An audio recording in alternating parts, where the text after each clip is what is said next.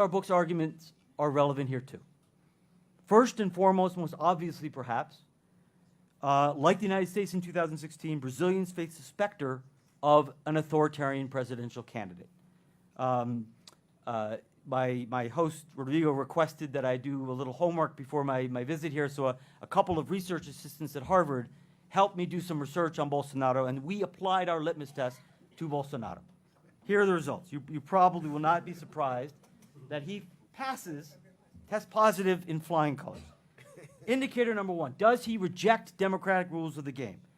Throughout his career, as far as we can tell, going back to the 1980s, Bolsonaro has praised the military dictatorship and challenged the legitimacy of the post-1985 democracy. In 1993, he declared, "I am for dictatorship," called for the closure of Congress, like in Fujimori's Peru the year earlier. More recently, Bolsonaro declared that what happened in 1964 was not a coup. He promised a Chavista-like packing of the Supreme Court, and he questioned the legitimacy of Brazil's electoral system, calling it rigged. He just named as his vice presidential candidate a general who at various points has signaled his openness to a military coup. So not only has Bolsonaro rejected democratic rules of the game, but he's actually done so in a way that is more open and more egregious than Erdogan, than Fujimori, than Chavez, than Orban. None of those guys openly embraced dictatorship. Okay, so he passes that one. Check that box. Indicator number two, toleration or encouragement of violence.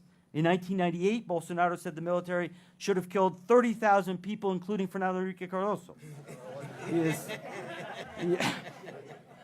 He's encouraged the extrajudicial police killing of suspected criminals. He has embraced death squads in Rio de Janeiro. He's justified the extrajudicial killing of 19 farm workers in Pará in 1996.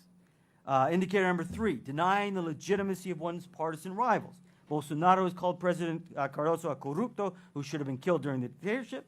He calls Lula a criminal, wants to imprison him, and says he, if in government, will treat the MST as terrorists. Indicator number four, a willingness to curtail the civil liberties of opponents. Bolsonaro has repeatedly endorsed the use of torture and extrajudicial killing, including against leftist politicians and activists. So Bolsonaro is a thoroughly authoritarian figure. That distinguishes him, and I think this is very important, that distinguishes him from all of his rivals, all of his major rivals in the 2018 presidential race. It distinguishes him from Alckmin, from Marina Silva, from Haddad, from Ciro. My host also requested that I do a little research on these other candidates, and we did. None of them show up on this litmus test. Ciro Gomes, from the best of my research, has a big mouth. But we found no evidence of authoritarian tendencies. Being hot-tempered and being offensive is not the same thing as being authoritarian. Taking bribes, as Lula allegedly did, is not the same thing as being authoritarian. This is very important. Center-left politicians, even corrupt ones, do not generally threaten democracy. Authoritarian candidates do threaten democracy. So Brazil may be headed to one of those critical moments that Linz wrote about, when political and economic elites may have to choose, may be forced to choose between their short-term political and policy goals and the long-term defense of democratic institutions. And the overwhelming lesson of my research is that Brazilian elites should resist the temptation to back Bolsonaro under any circumstance, under any second-round scenario you can imagine.